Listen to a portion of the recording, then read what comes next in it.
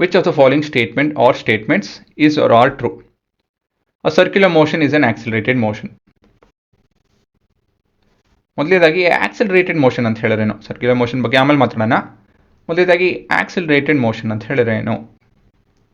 Accelerated motion ಅಂತ ಹೇಳಿದ್ರೆ, if we see a motion where in the velocity is changing, ಆ moment of time ಅಲ್ಲಿ ನಾವು accelerated ಆಗಿದೆ ಅಂತ ಹೇಳ್ತೀವಿ. ಇಲ್ಲಿ ವೆಲಾಸಿಟಿ ಹೇಗೆ ಚೇಂಜ್ ಆಗ್ತಾಯಿದೆ? ಇಲ್ಲಿ ಹೇಗೆ ಚೇಂಜ್ ಆಗ್ತಾಯಿದೆ ಅಂತ ಹೇಳಿದ್ರೆ, ಡೈರೆಕ್ಷನ್ ಚೇಂಜ್ ಆಗ್ತಾಯಿದೆ, ಹಾಗಾಗಿ the velocity is changing. Direction ಪ್ರತಿಯೊಂದು ಪಾಯಿಂಟಲ್ಲೂ ಇಲ್ಲಿ ಬದಲಾಗ್ತಾ ಇದೆ, ಹಾಗಾಗಿ ವೆಲಾಸಿಟಿ ಚೇಂಜ್ ಆಗ್ತಾಯಿದೆ, ಹಾಗಾಗಿ it is said to be an accelerated motion. ಮುಂದಿನ ಪ್ರಶ್ನೆ, a circular motion is uniform motion. ಮೊದಲನೇದಾಗಿ ಯೂನಿಫಾರ್ಮ್ ಮೋಷನ್ ಅಂತ ಹೇಳಿದ್ರೇನೋ? ಯೂನಿಫಾರ್ಮ್ ಮೋಷನ್ ಅಂತ ಹೇಳಿದ್ರೆ covering equal distance in equal interval of time. Equal distance, equal displacement in equal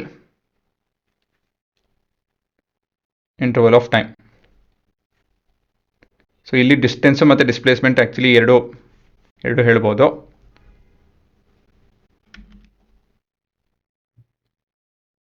ಅಲ್ವಾ? ಏನಕ್ಕಂತ ಹೇಳಿ this is a linear motion in a particular direction. ಹಾಂ, so ಇದು ನಿಮ್ಮ ಯೂನಿಫಾರ್ಮ್ ಮೋಷನ್ನು. ಯೂನಿಫಾರ್ಮ್ ಆಗುತ್ತಾ ಇಲ್ಲಿ? It need not be. ಏನಕ್ಕಂತ ಹೇಳಿದ್ರೆ ಇಲ್ಲಿಂದ ಶುರು ಮಾಡ್ತೀನಿ ಅಂತ ತಿಳ್ಕೊಳ್ಳಿ ನನ್ನ ಜರ್ನಿನ ಹೋಗೋದಕ್ಕೆ. ಇಲ್ಲಿ ಒಂದು ಸುತ್ತು ಹೊಡೆಯೋಣ ಅಂಥೇಳಿ ನಡ್ಕೊಂಡು ಹೋಗ್ತಾ ಇದ್ದೀನಿ. ಮಧ್ಯದಲ್ಲೆಲ್ಲೋ ಒಂದು ಚೆನ್ನಾಗಿರುತ್ತೆ ಕೂತ್ಕೊಳೋದಕ್ಕೆ, ಅಲ್ಲಿ ಕೂತ್ಕೊತೀನಿ. ಕೂತ್ಕೊಂಡಿದ್ದ ತಕ್ಷಣ ಆಯಿತು, it is not a uniform circular motion. ಯಾಕಂತ ಹೇಳಿದ್ರೆ ನಾನು I am not covering equal distance in equal interval of time. ಹಾಗಾಗಿ ನಾನು ವಾಕಿಂಗ್ ಹೋಗ್ತಿಲ್ಲ, ಸುಮ್ಮನೆ ಹಿಂಗೆ ನಡ್ಕೊಂಡು ಹೋಗ್ತಾ ಇದ್ದೀನಿ ಅಷ್ಟೇ. ಹಾಗಾಗಿ this is not a uniform circular motion. Circular motion ಆಗ್ತಾಯಿದೆ, ಏನಕ್ಕೆ? ನಾನು ಈ ದಿಕ್ಕಲ್ಲಿ ಹೋಗಿ ತಿರ್ಗಾ ವಾಪಸ್ ಈ ಕಡೆ ಬರ್ತಾನೆ, ಅದೇ ದಿಸ್ ಇಸ್ ನಾಟ್ ಯೂನಿಫಾರ್ಮ್. ಅರ್ಥ ಆಯ್ತಾ? ವ್ಯತ್ಯಾಸ ತಿಳ್ಕೊಳ್ಳಿ. ಸರ್ಕ್ಯುಲರ್ ಮೋಷನ್ ಅಂದ ತಕ್ಷಣ ಇದು ಯೂನಿಫಾರ್ಮ್ ಆಗಲ್ಲ, ಸರಿನಾ? Circular motion can have zero displacement. ಮೊದಲೇದಾಗಿ ಡಿಸ್ಪ್ಲೇಸ್ಮೆಂಟ್ ಅಂತ ಹೇಳಿದ್ರೆ ಏನೋ? ಡಿಸ್ಪ್ಲೇಸ್ಮೆಂಟ್ ಅಂತ ಹೇಳಿದ್ರೆ ಶಾರ್ಟೆಸ್ಟ್ ಡಿಸ್ಟೆನ್ಸ್ ಬಿಟ್ವೀನ್ 2 ಪಾಯಿಂಟ್ಸ್ ಅಲ್ವಾ? ಅಂತ ಹೇಳಿದ್ರೆ ಇವಾಗ ಅಕಸ್ಮಾತಾಗಿ ನಾವು ಇಲ್ಲಿಂದ ಶುರು ಮಾಡಿದ್ರಿ ಅಂತ ಹೇಳಿ ತಿಳ್ಕೊಳ್ಳಿ, ನಡೆಯೋದನ್ನ ತಿರ್ಗಾ ಇಲ್ಲೇ ವಾಪಸ್ ಬಂತು ಅಂತ ಹೇಳಿದ್ರೆ ನಿಮ್ಮ ಸ್ಟಾರ್ಟಿಂಗ್ ಪಾಯಿಂಟ್ ಎಂಡಿಂಗ್ ಪಾಯಿಂಟ್ ಅದೇ ಆಯ್ತಲ್ವಾ? ಸೊ ಡಿಸ್ಪ್ಲೇಸ್ಮೆಂಟ್ ಏನಾಗುತ್ತೆ? 0. ಸೊ ಮೂರನೇ ಪ್ರಶ್ನೆಗೆ ಉತ್ತರ ಹೌದು, it is possible.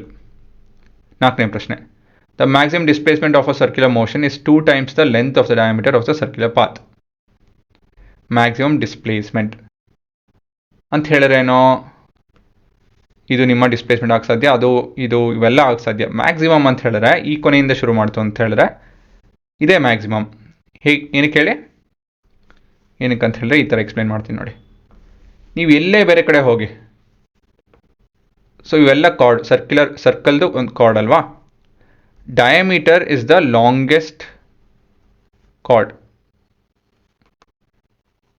Diameter is the longest chord. Since the diameter is the longest chord, the maximum displacement can be equal to that of the diameter and nothing else. ಸರಿನಾ? ಹಾಗೆ ನಿಮ್ಮ ಉತ್ತರ ಇಲ್ಲಿ it is not 2 times the length of the diameter of the circular path. ಇದು ತಪ್ಪಿದು. It is 2 times the radius, ಹೌದು, but not 2 times the diameter. 2 times the diameter ಅಂತ ಹೇಳಿದ್ರೆ ಅವ ಇಲ್ಲಿ ಶುರು ಮಾಡ್ದ ಅಂತ ಹೇಳಿದ್ರೆ ಇದು 2 ಪಟ್ಟು, ಇಲ್ಲಾಂದ್ರೆ ಇಲ್ಲಿ ಶುರು ಮಾಡ್ದ ಅಂತ ಹೇಳಿದ್ರೆ ಈ length 2 times the diameter. So ಇದು ಸಾಧ್ಯ ಇಲ್ಲ. ಹೇಳಬೇಕು ಅಂತ ಹೇಳಿದ್ರೆ ಈ ಥರ ಒಂದು ಜನರಲ್ ಸ್ಟೇಟ್ಮೆಂಟ್ ಬರ್ಕೊಬೋದು ನೀವು. ಏನಂತ ಹೇಳಿದ್ರೆ the range of displacement of circular path is less than or equal to